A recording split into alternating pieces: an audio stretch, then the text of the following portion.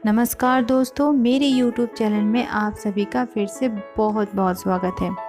दोस्तों, आपने वो कहावत तो सुनी ही होगी कि life gives you more only when you use what you have rightly. जीवन आपको अधिक केवल तभी देता है जो कुछ आपके पास है, आप उसका सही इस्तेमाल करते हैं।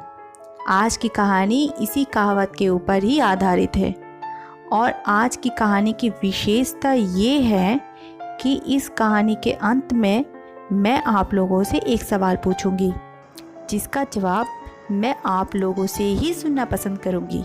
तो दोस्तों, कहानी को ज़रा ध्यान से सुनिएगा। एक दिन एक व्यक्ति जंगल के रास्ते से जा रहा था। अचानक वो एक विदेशी पक्षी को देखकर रुक गया और उस पक्षी को देखकर मुग्ध हो गया और अपना पालतू बनाने का सोचा। उसने पीछे से आकर पक्षी को पकड़ लिया। वो आश्चर्य हो गया जब पक्षी ने बोलना शुरू किया और पक्षी ने उस व्यक्ति से कहा, अगर तुम मुझे छोड़ दोगे तो मैं तुम्हें 3 मूल्यवान रत्न और 3 मूल्यवान सलाह दूंगा जो आपके जीवन को बदल सकता है। पहला सलाह मैं तब दूंगा जब आप मुझे छोड़ेंगे। दूसरा सलाह तब दूंगा जब मैं पेड़ की डाल पे बैठूंगा।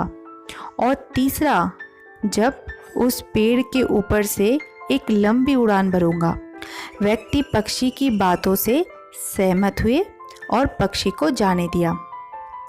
जैसे ही वो मुक्त हुआ, पक्षी ने उड़ना शुरू किया और जैसा कि उसने कहा, मेरी पहली सलाह है, किसी भी तरह की पीड़ा या तकलीफ ना सहे और अपनी अतीत में की गई गलतियों पे अफसोस करके खुद पे ज़्यादा बोझ ना डाले। व्यक्ति ने पक्षी की बातें ध्यान से सुनी। फिर पक्षी उड़कर एक डाल पे बैठ गया और कहा, दूसरा सलाह है, किसी भी चीज़ पर विश्वास मत करो जो सामान्य ज्ञान के खिलाफ जाती है, जब तक आपके हाथ में पक्का सबूत ना हो। सलाह सुनने के बाद व्यक्ति ने पक्षी से कहा, अब मुझे वो रत्न दो जैसा कि तुमने कहा था। पक्षी हंसने लगा और कहा, तुम एक बेवकूफ़ हो। मेरे शरीर में ही 2 विशाल हीरे हैं। अगर तुम मुझे छोड़ने के बदले मुझे मार डालते तो वो हीरे तुम्हें ही मिलते।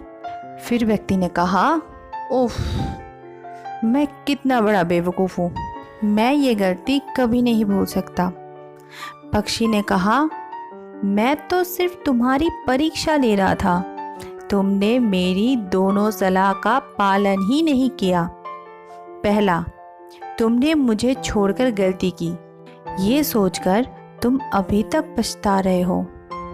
और दूसरी कि तुमने बिना सबूत के कैसे मान लिया कि मेरे शरीर में 2 हीरे हैं।